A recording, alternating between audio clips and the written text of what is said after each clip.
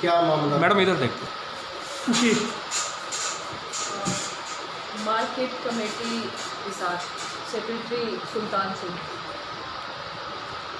जैसे कि आप लोग जानते हैं, आदमपुर विधानसभा के कुछ गांव की जो खरीद है अनाज की, वो आदमपुर की बजाय हिसार मंडी में आते हैं। अभी चने की खरीद चल रही है, तो 2 दिन से लगातार परेशानी आ रही थी हमारे पास। कम से कम दिन में 100 फ़ोन आते हैं। कोई कहता है पानी की व्यवस्था नहीं है, कोई कहता है कि पैसे मांग रहे हैं खरीद के नाम पे, टोकन जब दिया जाएगा। 400 रुपये पर क्विंटल मांगा जा रहा है। और एक किसान अपनी तुलाई करवा के सारे चने की और फिर लेके आया था कट्टों में भरवा के। फिर उसी में से जब उसने तुलाई करवाई है दूसरे दिन, तो उसमें से चने उसके कम हो गए हैं, कई 100 किलो चने कम हो गए उसके। तो उसने सोचा भी ये घोटाला कहाँ से हुआ। ये लोग जो खरीद हेफेड करवा रहा है और मार्केट कमेटी के सपोर्ट से ये सारी चीज़ें हो रही थी, तो किसान को 4-4 दिन लगातार बैठना भी पड़ रहा है। तो उसमें एक बालसमंद मंडी भी लगती है, बालसमंद सेंटर है, जिसमें इस बार से जब लॉकडाउन की वजह से कई सेंटर बनाए गए। हरियाणा सरकार ने 400 की बजाय 1800 सेंटर बनाए, तो उसमें से एक बालसमंद की मंडी को शामिल किया गया।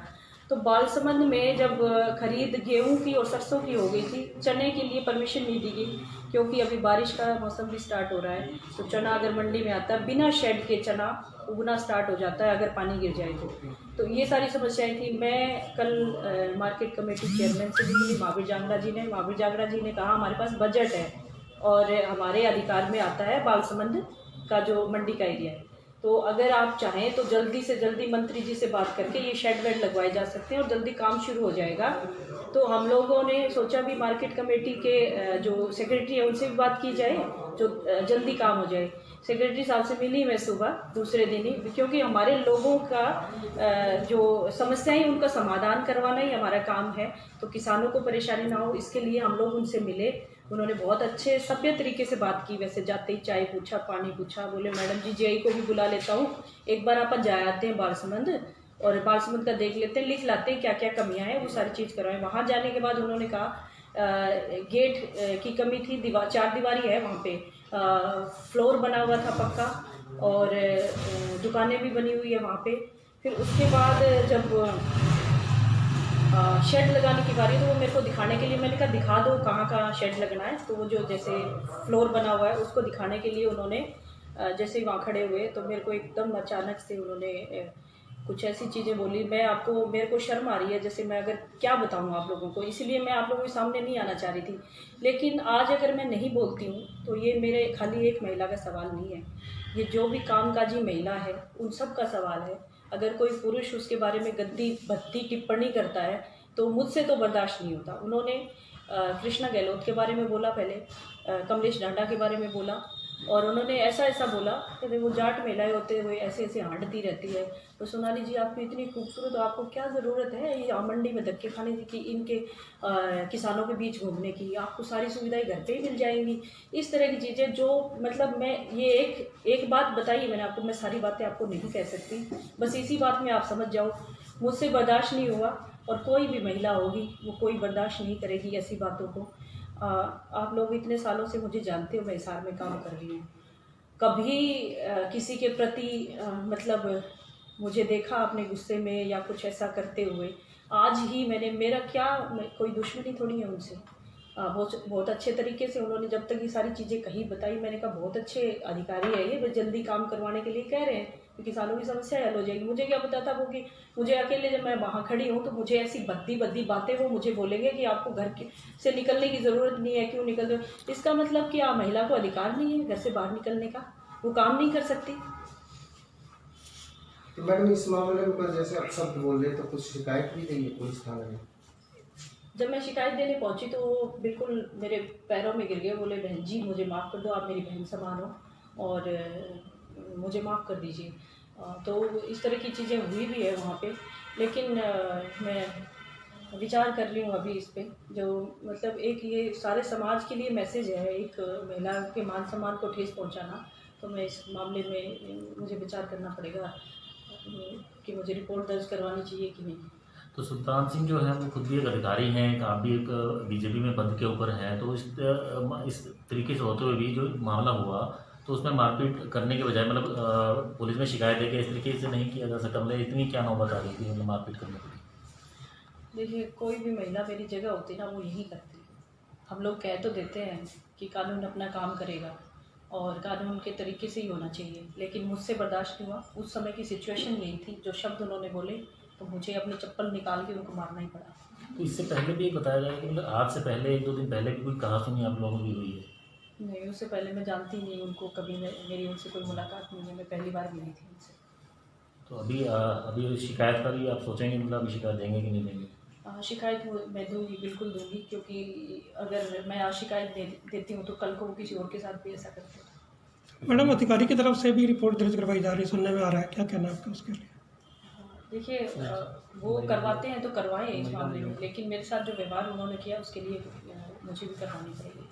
क्या महिला आयोग में भी नहीं इस चीज़ की शिकायत की जाएगी? उन्होंने सरकार को रिपोर्ट दर्ज करवाने की अभी बात करते हैं। उन्होंने वहाँ लिख के मुझे कि बहन जी मुझे आपको लिख के माफ़ीनामा दिया है, मैं आपको दिखा देती हूँ, मुझे माफ़ीनामा मैं दिखाती हूँ। उन्होंने कबूल किया मैंने अभद्र भाषा उपयोग की और इसके लिए मैं माफ़ी चाहता हूँ, तो वो किस बात की रिपोर्ट दर्ज करवाएंगे?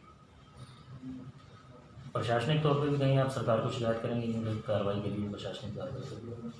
बिल्कुल, मैं शिकायत करूँगी। मामला है जो आज आपके साथ घटना घटी है? सर, सुबह 10:03 पर श्री सुरेश जी हमारे ऑप्शन रिकॉर्डर हैं, उनका फोन आया कि सोनाली मैडम जी आई हैं जो आदमपुर से चुनाव लड़ा है, अपने ऑफिस में आए किसी काम के लिए। तो मैंने कहा मैं सब्जी मंडी से आया, मैं 3 मिनट में आ जाऊंगा, 4 मिनट में आप मेरे को ले जाओ स्कूटी पे। मैं सुरेश जी के साथ सीधा ऑफिस आया। यहाँ अपने असिस्टेंट सेक्रेटरी श्री भारत जी और जयपाल जी मंडी सुपरवाइजर उनको प्रोक्योरमेंट के बारे में सारी बातें बताने लग रहे थे। मैंने उनको सुरेश जी को कहा था चाय पानी मंगवा लेना मैडम जी के लिए। मैडम जी ने चाय पानी पी ली। फिर हमने आधा पौना घंटा बैठे, सारी प्रोक्योरमेंट के बारे में मैडम को खुलकर बताया कि इस तरह प्रोक्योरमेंट हो रही है, ये दिक्कत है, ये सही हो रहा है सारा। तो हमने ये भी बताया कि सब्जी मंडियों में कैसे काम किया, पूरी विस्तार से बात हुई। पौना घंटा 2 बार चाय पी, बहुत ही बढ़िया वातावरण रहा सर। तो उन्होंने कहा कि आदमपुर में चने की खरीद क्यों नहीं कर रहे? मैं क्या, आदमपुर में चने की खरीद एजेंसी मना कर रही है, हैफर्ड ने बाड़सबंद सब यार्ड में खरीद क्यों नहीं कर रहे चने की? बाड़सबंद में हैफर्ड ने खरीद करनी है, मैंने खरीद नहीं करनी, मैंने अपनी तैयारी पूरी कर रखी है मैम। तो उन्होंने क्यों रिजेक्ट कर दी हैफर्ड ने? मैंने कहा कि शेड नहीं है। उन्होंने कहा कि शेड की वजह से वहाँ चना भीग जाएगा, इसलिए हम खरीद नहीं करेंगे। एजेंसी ने लिख के दे दिया है, एजेंसी का काम है जी, हमने अपनी तरफ से पूरी तैयारी कर रखी है। बोली बाड़सबंद में और भी समस्याएं, आप चलोगे मंडी में? मैं कहा मैं चल पड़ता हूँ। मैं जैसे ही यहाँ गेट के बाहर सर सामने गया तो 6-7 लड़के और खड़े थे, यंग से लड़के 20-21 साल के। तो मैंने सोचा नॉर्मली इनको मिलने आए होंगे कोई, मेरे पेट पाप नहीं था कुछ भी, न मेरे मन में बहम था कोई। मैं अपने असिस्टेंट सेक्रेटरी साहब की गाड़ी में, अपने मंडी सुपरवाइजर साहब भी हम सारे यहाँ से निकल लिए। मैडम उनके पास खड़ी रही। तो हमने आगे जाकर फोन किया, मैम जी हम चल पड़े हैं। बोले कोई बात नहीं चलो। इन्होंने फोन किया, उनके साथ 2 वकील साहब थे। हम वहाँ पहुंचे तो मैडम जी 25-30 मिनट बाद हमारे ऑफिस में वहाँ पहुंचते हैं बाड़सबंद। हम बाड़सबंद में एक आड़ती के पास बैठ गए, वहाँ मैडम जी आ गई। तो मैडम के साथ 4 गाड़ियां और थी जी, वहाँ 5वीं गाड़ी मैडम की थी, 4 गाड़ियां और थी। रास्ते में इन्होंने 25 मिनट लेट पहुंचे तो उन्होंने किसी को बुलाया होगा, हमें नहीं पता किसको बुलाया किसको नहीं। 5 गाड़ियां वहाँ तक हो गई थी।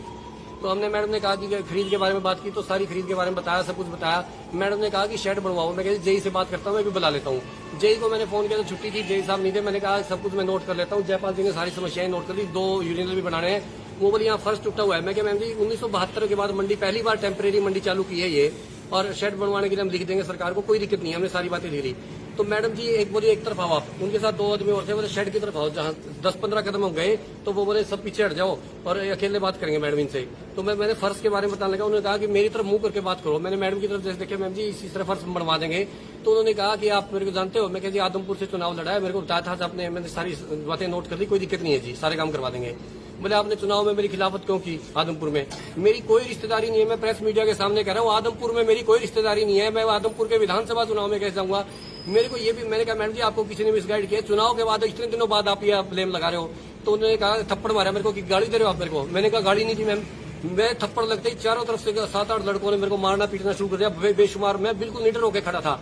मैं गिर गया अनफान में। फिर मैं वहां से भागा, एकदम उसी दुकान में भागा। दुकानदार को कहा बचाओ, मैंने तो कुछ कहा ही नहीं। दुकानदार ने भी कहा इसको ना ही कहा मैडम ये गलत कर रहे हो आप, कि क्या हो गया ये क्या हो रहा है? तो सर वहाँ मैडम जी खड़ी हो गए, गुंडे वो चारों तरफ दूर खड़े हो गए। और मैडम के साथ 2 आदमी थे, उन्होंने वीडियो बनानी शुरू कर दिया, चप्पल से मेरे को मारना शुरू कर दिया अकेले। बोली मेरे को गाड़ी क्यों दी? मैं क्या मैडम जी मैं उस वीडियो में भी कह रहा हूँ कि मैंने कोई गाड़ी नहीं दी मैम जी, मैंने आपके सारे काम थे जो नोट कर लिए हैं सारे के सारे। और फिर ये वो इधर थाने की तरफ आ गए। पुलिस को फोन करते, पुलिस वहां पहुंच गई, पुलिस ने मेरे को छुटवा लिया, मेरे को जिप्सी में बिठाया, मैं थाने की तरफ आ गया। थाने के बाहर मैडम मेरे को बाहर ले गई। मैडम ने यदि मैंने कोई गलत काम किया था तो थाने में FIR दर्ज करवाती, मैडम मेरे को बाहर ले जाके उन्हीं गुंडों के द्वारा एकदम बोली आप लिख के दो कि माफीनामा लिखो, तो उन गुंडों वाले तो गोली मारेंगे। मेरा पसीना आया जी एकदम। मैंने वहाँ एकदम लिख के दे दिया कि मैं उन्होंने लिखवाया 2 बार अपने आप कटवाया, तो लिखवाया बाढ़ संबंध मंडी में मैंने जो बदतमीजी की उसके लिए मैं माफी मांगता हूँ, मैंने लिख कर दे दिया। मैं कहा ठीक है जी इसको छोड़ दो मेरे को। मैंने सोचा अंदर थाने में जाकर घुस जाऊँ किसी तरह। मैं थाने से बाहर बुला लिया मेरे को। फिर मैडम बोली मैं तेरे को कुछ नहीं कहूंगी, ये बात किसी को बतानी नहीं।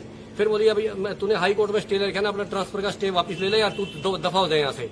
मैं कहा ठीक है जी। मैं घबरा गया। फिर उन्होंने कहा कि दोबारा 5 मिनट बाद फिर वो वापस बुलाया मेरे को दोबारा वहीं, और ये कहा कि आपके स्टाफ वाले जो आदमी थे उनके और साइन कराओ इस पे जो आपने लिख के दिया है। मैंने साइन करवाए। फिर मैडम के सामने मैं खड़ा होगा। उन्होंने एक आदमी जो उनके साथ गंजा सा था, जो वकील जो सुबह यहाँ भी था, उसने कहा कि वीडियो बनाता हूँ, मैडम के सामने हाथ जोड़ के कहो माफी मांगे। मैं बंदूक की होकर जब सब कुछ करता हूँ, जब एक आदमी फंस रहा हूँ तो मैंने हाथ जोड़ के कहा माफी मांगता हूँ मैं। उसके बाद मैं बचा के अपना बचाव करके थाने में चला गया। थाने वालों ने मेरे को रोटी खिलाई। थाने वालों ने मेरे को कहा हम आपके साथ हैं, हमारे को सच्चाई पता लगी है, आप सही हो बिल्कुल, मंडी से हमने पता कर लिया है।